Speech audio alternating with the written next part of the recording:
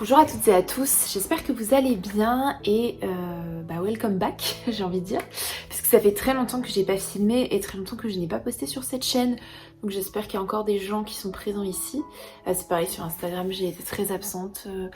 La raison principale, c'est que j'ai commencé à travailler depuis le mois de septembre puisque je suis devenue professeure de lettres dans un lycée et que c'est une profession qui demande énormément de temps, d'attention, d'énergie, surtout que je dois m'habituer à un nouveau métier qui ne m'est pas du tout familier.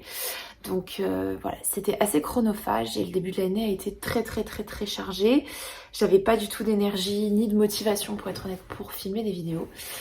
Voilà, donc on est déjà en décembre et je crois que j'ai pas publié depuis cet été. Donc voilà, donc je m'excuse par avance pour cette interruption. Du coup, je sais que j'ai reçu quelques messages de gens qui me demandaient ce que je devenais.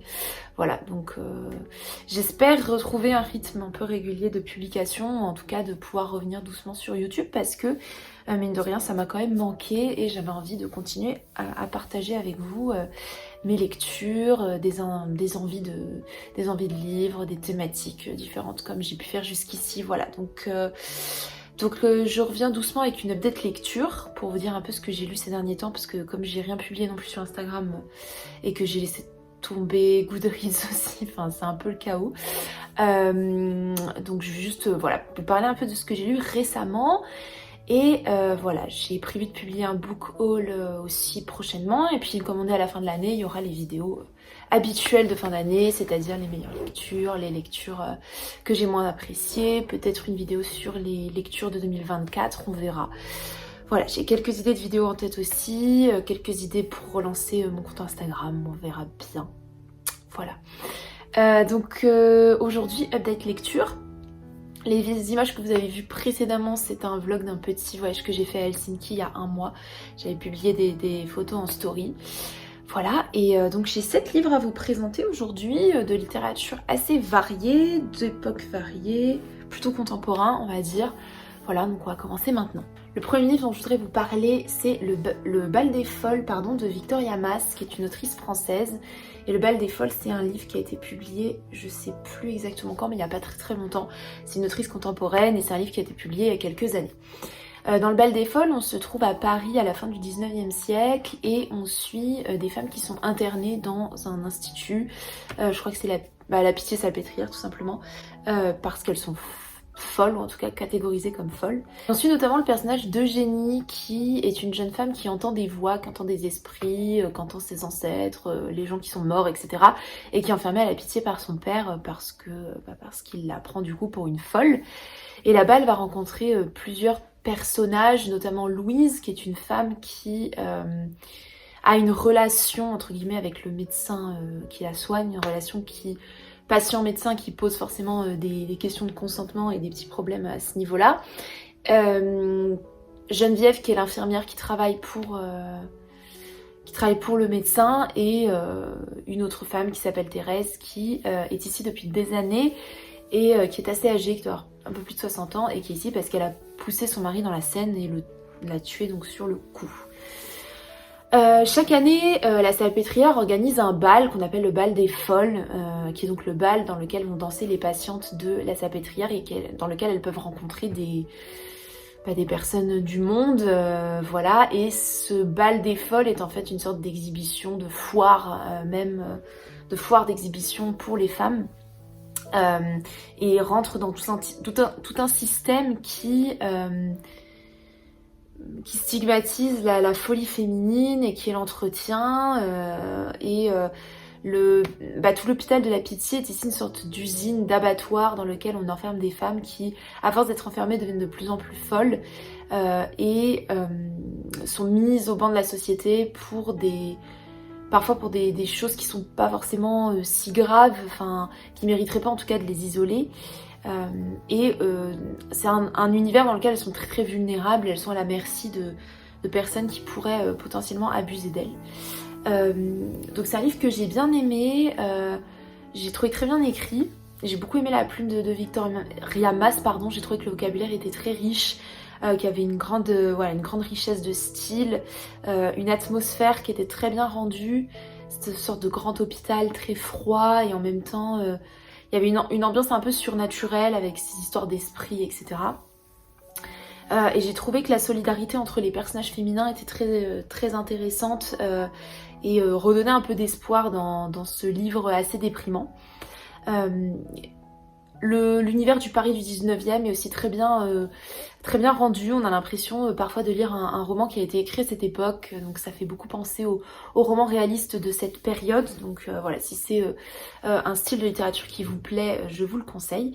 J'ai également vu le film, l'adaptation qui a été faite il y a quelques années de Mélanie Laurent, pardon, qui est disponible je crois sur Prime Video et qui était vraiment très chouette et qui était assez représentative des événements du livre. C'est un livre qui m'a fait penser à La Séquestrée, donc The Yellow Wallpaper de Charlotte Perkins Gilman, puisqu'on aborde à peu près les mêmes thématiques et que ça se passe à la même époque. Donc la folie féminine, l'emprise des hommes, notamment des médecins sur les femmes patientes. Voilà, donc il y avait des thématiques communes, donc si c'est une nouvelle qui vous avait plu, je vous conseille de lire Le Bal des Folles. Voilà, c'était une lecture assez agréable et assez facile à lire. Autre lecture contemporaine qui reste sur des thématiques de conditions féminines, etc. J'ai lu Kim Ji-young, née en 1982, de Cho Nam-joo, qui est une autrice coréenne. Donc c'est un roman contemporain, pareil, qui a été publié il y a quelques années, et qui est une représentation de la société coréenne contemporaine, dans laquelle les femmes ont un destin de vie bien tracé. Donc Kim Ji-young, c'est une femme assez banale en fait. Le nom de famille Kim, si vous n'êtes pas trop familier ou familière avec la Corée du Sud, c'est un nom de famille extrêmement courant. C'est comme Martin en France. Donc c'est aussi fait exprès ce nom assez banal finalement pour montrer qu'on a vraiment affaire à une femme lambda. Ici Kim Ji-young, c'est une femme donc assez banale qui vient d'une famille normale, qui a une vie normale, qui a des enfants, qui a un mari, qui fait qui est vraiment le stéréotype de la femme coréenne. Et en fait, c'est ce stéréotype que l'autrice dénonce parce que c'est un stéréotype dans lequel la femme n'a pas de liberté, dans lequel elle est cantonnée à vivre sa vie de famille, à arrêter sa carrière quand elle a des enfants, à avoir des difficultés à retrouver un travail si jamais elle veut en retrouver un après avoir mis au monde des enfants. Dans lequel elle n'a pas d'opportunités professionnelles, si ce n'est des opportunités. À un moment, elle va travailler comme hôtesse. Et en fait, il y a toujours des choses qui vont pas quand on veut embaucher une femme, toujours des petits détails qui vont pas. Et en fait, voilà, c'est vraiment la critique de ce qui arrive à des femmes normales en Corée du Sud. Le livre est un roman, mais en fait la frontière entre roman et essai ou non-fiction est vraiment très très fine, parce que à chaque fin de chapitre, Cho Nam-joo donne des petites statistiques. Donc tant de femmes arrêtent leur travail une fois qu'elles ont eu des enfants, les femmes ont moins de chances d'être embauchées que les hommes, ou les femmes gagnent en moyenne moins que les hommes en Corée du Sud. Donc en fait on est vraiment, le fait que c'est inspiré de la vie en Corée du Sud est complètement assumé, même dans le matériau de base de la fiction. Donc voilà, donc c'est vraiment un roman qui est en fait un essai qui se lit presque, je dirais, comme un documentaire. Il y a une adaptation qui en a été faite que je n'ai pas vue mais que j'ai très envie de voir, mais j'arrive pas forcément à la trouver sur internet, donc il faut que je regarde ça, parce que je crois que le film est assez réputé. C'est vraiment un livre intéressant, c'est pareil, qui se lit assez bien et qui est pas mal pour comprendre la condition de vie des femmes en Corée du Sud. Voilà, il n'y a pas de grands rebondissements, mais je trouvais que la fin était assez intéressante. Le dernier chapitre, sans en dire trop, est vu du point de vue du mari de Kim Ji-young. Et ça donne une autre perspective en fait sur la société. Enfin, ça...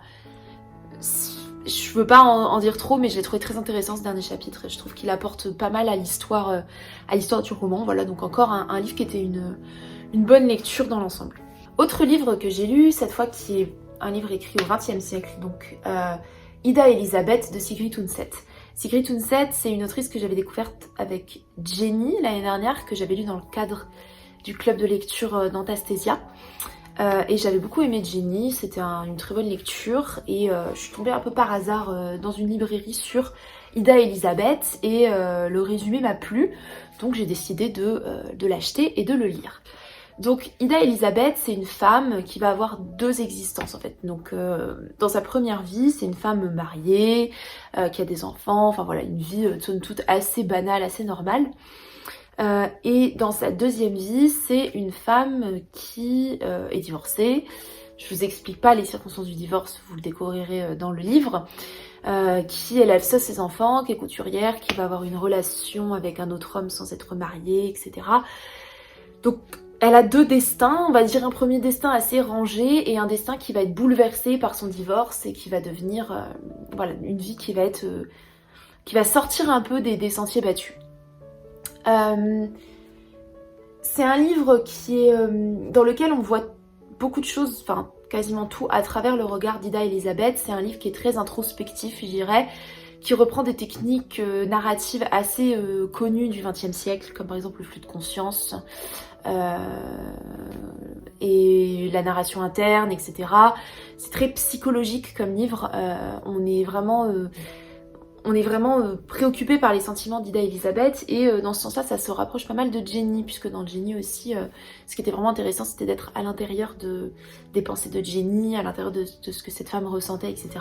Donc ici, c'est à peu près ce qui se passe aussi. C'est pas un livre dans lequel il se passe énormément de choses en fait, c'est un livre sur les relations conflictuelles qu'une femme peut entretenir dans ses différentes relations avec son mari, etc. Et avec ses enfants aussi. C'est une maternité, enfin c'est la vie d'une mère qui n'est pas facile, où la relation avec l'enfant, avec les enfants n'est pas toujours idéale, n'est pas toujours fondée sur l'amour réciproque, etc.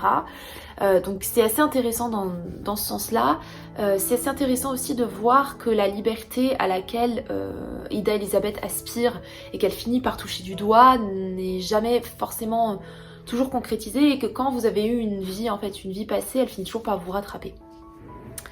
Dans l'ensemble, j'ai moins aimé que Jenny parce que je trouvais qu'il y avait des longueurs. C'est un livre qui est assez long, qui fait à peu près 500 pages. Je crois que Jenny, c'était un peu plus court dans mes souvenirs. Mais j'ai senti qu'il voilà, y avait quelques longueurs. Ça s'étendait, ça s'étirait un peu parfois de façon un peu trop longue.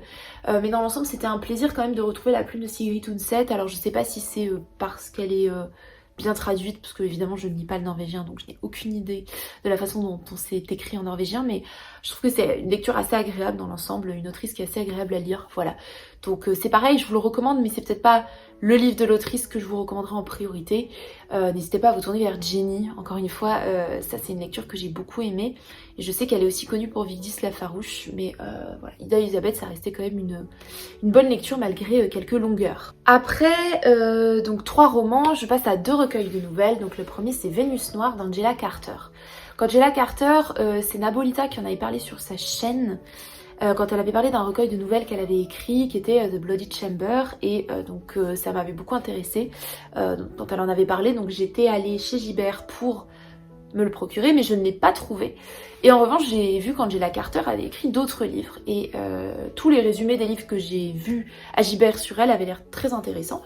Donc j'en ai acheté pas mal, voilà. Donc s'il n'y a plus d'Angela Carter à Gibert, c'est parce que j'ai tout pris.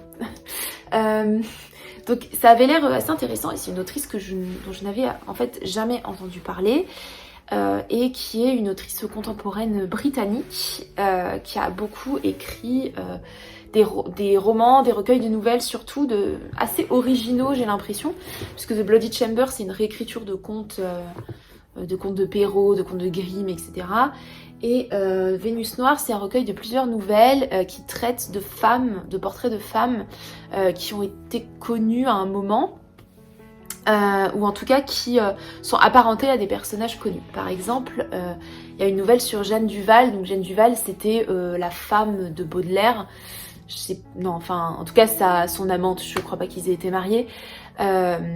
Et qui a inspiré beaucoup de ses poèmes dans Les Fleurs du Mal. Donc il y a une de ces nouvelles qui lui est consacrée, on voit des passages de la vie de Jeanne Duval. Il y a une nouvelle sur la mère d'Edgar Allan Poe. On a une nouvelle, ma nouvelle préférée, qui porte sur une prostituée qui vit dans les dans les îles, je sais plus, dans les Caraïbes je crois, quand c'était encore des colonies britanniques. Donc, en fait c'est des portraits, beaucoup de portraits de femmes notamment, dans un univers très littéraire, très historique, etc. Que j'ai beaucoup apprécié. Je saurais pas trop quoi vous dire de plus sur ce livre, je vous en conseille vraiment de le découvrir parce que chaque nouvelle a vraiment son intérêt, son univers. Moi j'aime beaucoup les livres qui s'inspirent d'univers littéraires. En fait on a l'impression que qu'Angela Carter a pris des atmosphères à certains moments, et elle a décidé d'en faire une histoire. Et c'est vraiment ça que j'ai trouvé assez intéressant et assez bien fait. C'était très bien écrit, encore une fois je l'ai lu en traduction, donc à prendre avec des pincettes, je sais pas du tout ce que ça donne dans la langue originale, mais j'ai trouvé ça très bien écrit. C'était assez expérimental parfois sur la forme. Voilà, donc c'est un recueil de nouvelles que je vous conseille vivement. Il y a un peu d'érotisme parfois. Il y a beaucoup de nouvelles où on connaît pas le nom des personnages, ça reste très mis à distance. Il y a des côtés assez sombres aussi, il y a des meurtres, il y a une ambiance un peu horrifique parfois. Voilà, mais j'ai beaucoup aimé ce livre et donc j'ai hâte de découvrir le reste de la bibliographie de cette femme que je ne connaissais pas avant de lire Vénus Noire. Ensuite un autre recueil de nouvelles, Lapin maudit de Chung Bora, donc encore une nouvelle autrice coréenne. Donc pareil, la littérature contemporaine, on est uniquement sur de la littérature contemporaine aujourd'hui. Donc Chung Bora, je l'avais découvert sur la chaîne de Yelenska, enfin Lapin maudit, sur la chaîne de Yelenska. Elle avait beaucoup aimé ce livre et ça m'intriguait aussi. Surtout que, alors j'aime beaucoup les livres où il y a des lapins, je saurais pas expliquer pourquoi. Je crois que ça vient d'un intérêt pour l'univers d'Alice au Pays des Merveilles. Mais donc toutes les nouvelles, toutes les histoires où il y a un lapin dans l'eau, je sais pas, ça a tendance à m'attirer, voilà. Et je trouve que le livre est très joli, la couverture est très belle, donc voilà. Dans le résumé, il est dit que Chung Bora est la nouvelle voie du réalisme magique. Donc le réalisme magique, si vous ne connaissez pas ce mouvement littéraire, c'est un mouvement qui s'inspire donc du réalisme qu'on connaît, hein, du 19e siècle, etc., du roman réaliste, dans lequel on vient glisser des petits éléments de surnaturel et de merveilleux. C'est par exemple c'est un mouvement littéraire qui est très populaire en Amérique du Sud, Gabriel Garcia Marquez par exemple avec 100 ans de solitude, Isabelle Allende, enfin voilà, ces auteurs et autrices là qui sont assez connus pour ce type de littérature. Et effectivement, les nouvelles de Chung Bora sont des nouvelles qui sont empreintes de réalisme magique, mais aussi beaucoup d'absurde. Ça m'a fait penser à du Gogol par moment. Si vous avez lu les nouvelles de Pétersbourg, ce sont des nouvelles dans lesquelles on a des nouvelles fantastiques, par exemple le nez, le manteau, le portrait, etc. Et ce fantastique s'intègre dans un monde réaliste. Et les personnages... Enfin, en fait, il y a des personnages qui ont l'air de trouver ça... Parfois, le héros, il lui arrive un truc fantastique, et les personnages autour ont l'air de trouver ça tout à fait normal, alors que ça ne l'est pas du tout. Et là, on retrouve un peu le même procédé dans ce recueil. Il y a beaucoup de nouvelles qui sont un peu... qui traitent entre guillemets de sujets tabous. Par exemple, il y a une nouvelle qui parle des règles avec une femme qui arrête pas d'avoir ses règles et qui a un flux continu. Et qui tombe enceinte sans avoir eu de relation sexuelle. On a l'histoire d'un lapin, une sorte de lapin tueur un petit peu. On a l'histoire d'une tête dans les toilettes qui réapparaît tout le temps. On a des histoires qui intègrent des éléments un peu fantastiques, surnaturels, etc. Et qui bouleversent la vie des personnages.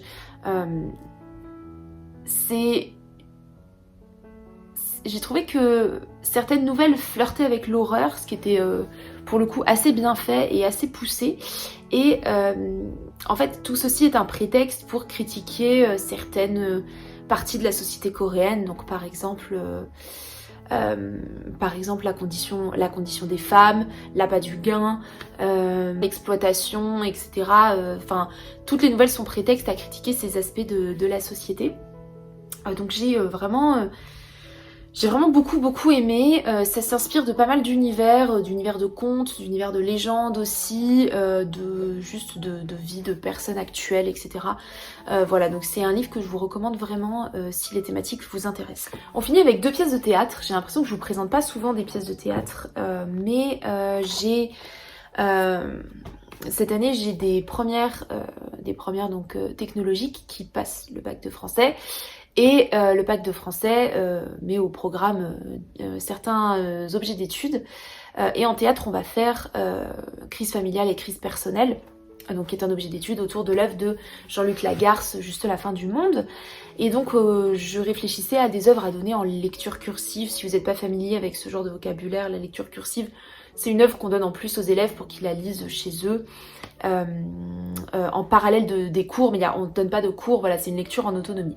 Donc pour les lectures cursives, moi j'aime bien proposer généralement des choix d'œuvres, et donc je réfléchis à une petite liste pour mes élèves, pour leur proposer des livres à lire, et donc me suis procuré certains ouvrages qui traitent de cette thématique, donc de crise personnelle et crise familiale, pour voir si jamais ça pouvait coller à cet objet d'étude, bref.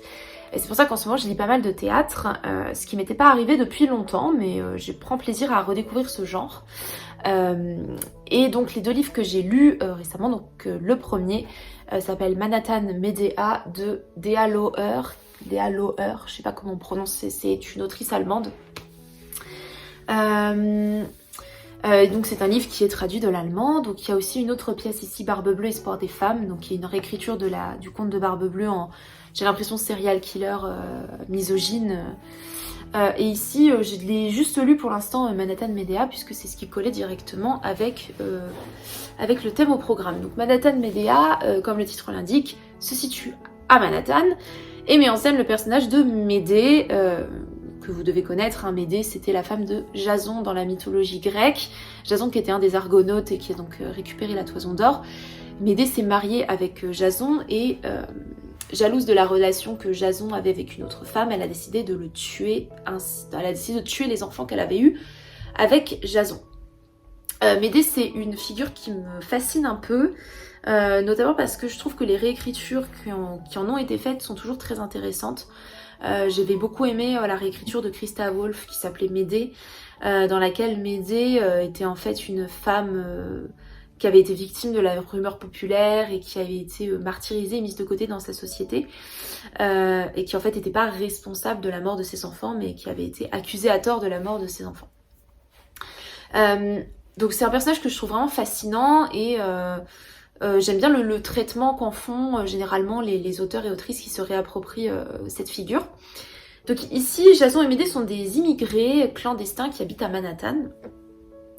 Et Jason, qui sont menacés d'expulsion donc, puisqu'ils vivent là clandestinement, et Jason décide de quitter Médée pour épouser Claire, qui est une femme beaucoup plus riche et qui va lui permettre en fait de s'intégrer à terme à la société new-yorkaise. Et Médée, le soir des noces de Jason, décide de se rendre devant sa maison pour assassiner Claire et récupérer Jason. Donc en fait, ce qui est intéressant, c'est d'avoir réussi à transposer la vie de Médée et Jason dans ce contexte contemporain, où Médée, où en fait Jason, la tromperie de Jason est diabolisée par le fait qu'il l'a fait par intérêt pour s'intégrer à une société, etc. Et en fait, voilà, Jason, c'est un peu une critique du renoncement à ses racines, du renoncement à son identité par intérêt, par opportunisme. Et Médée est un personnage assez touchant qui en fait n'a que la violence pour s'exprimer, parce que elle est tellement désespérée qu'elle ne peut s'exprimer autrement que par la menace, que par la violence, que par le crime, parce qu'elle est dépouillée en fait de tout type de moyens. Et je pense que c'est assez juste, c'est une représentation assez juste de ce que peut causer une situation désespérée, ce qu'une situation désespérée peut avoir comme conséquence. C'est une histoire qui est assez, c'est une pièce de théâtre qui est assez courte, qui est faite de dialogue, ce qui n'est pas le cas de celle que je vais vous présenter après. Voilà, donc j'ai bien aimé, j'aurais bien aimé la voir en spectacle, je pense que ça aurait pu donner quelque chose d'intéressant. Et je termine avec Girls and Boys de Dennis Kelly, qui est un auteur américain, je crois, non, britannique, pardon. Donc cette fois, c'est une pièce qui prend juste la forme d'un très long monologue, qui est raconté par une femme qui nous raconte sa vie en fait, qui raconte comment elle a rencontré son futur mari lors d'un voyage dans une queue d'EasyJet, donc rencontre tout à fait banale, tout à fait ordinaire, mariage, 2 enfants, etc. Donc une vie en apparence tout à fait banale, qui va vite prendre la tournure d'un drame, et la fin est absolument horrible. Enfin, j'ai trouvé que la fin était assez violente, assez crue, assez triste, enfin vraiment très émouvante. Et pareil, je regrette de ne pas avoir pu voir cette pièce en vrai parce que je pense que ça doit être d'autant plus poignant joué sur scène. Et c'est une histoire très intéressante sur une relation amoureuse qui se détériore de façon considérable et dans laquelle on voit les premiers signes d'une toxicité, d'une perversité, d'une violence conjugale. Et les signes au début sont très, on va dire, très implicites, très petits. Et en fait, à la fin, ça explose et ça nous tombe un peu dessus. Donc c'est assez intéressant de voir comment peut s'intégrer dans une relation des éléments qu'on considérerait comme des red flags entre guillemets, en tout cas des appels à l'aide, des signes que la relation ne peut pas continuer. Et en fait on se rend pas compte au début les proportions que ça peut prendre et c'est vraiment à la fin où ça tombe dessus comme un coup près. Donc c'est aussi pour montrer, enfin en tout cas je l'ai interprété comme ça, que certaines relations ne peuvent pas... certaines relations... on a du mal parfois à distinguer ce qui est problématique dans une relation en fait. Et ce genre de choses c'est très insidieux et en fait on laisse le mal s'installer et quand on s'en rend compte c'est trop tard. Voilà. Donc pareil, j'ai beaucoup aimé cette pièce, je l'ai préférée à Madata de Médéa, je l'ai trouvée plus poignante et plus émouvante encore. Voilà, donc je la proposerai très probablement à mes élèves, en espérant que certains la choisissent et que ça leur plaise. Voilà, mais ça fait vraiment partie je dirais même d'une de mes meilleures lectures de l'année. C'est la meilleure lecture de tout ce que je vous ai présenté et c'était ma meilleure lecture de l'année. Je l'ai trouvée vraiment poignante. Et si vous aimez pas le théâtre, parce que je sais que le théâtre c'est pas un genre qui est forcément toujours apprécié, le fait que ce soit un monologue donne presque l'impression que c'est un discours ou un récit. Ça se rapproche beaucoup du roman ou de la nouvelle, donc voilà, si jamais ça vous intéresse, n'hésitez pas. Voilà, c'est tout pour cette vidéo, j'espère que ça vous aura plu. Je suis très contente de l'avoir tournée et de pouvoir revenir doucement sur YouTube, voilà. Donc n'hésitez pas à me dire dans les commentaires si vous avez lu certains de ces livres et à me dire quels ont été vos coups de cœur récents et je vous dis à bientôt pour une prochaine vidéo.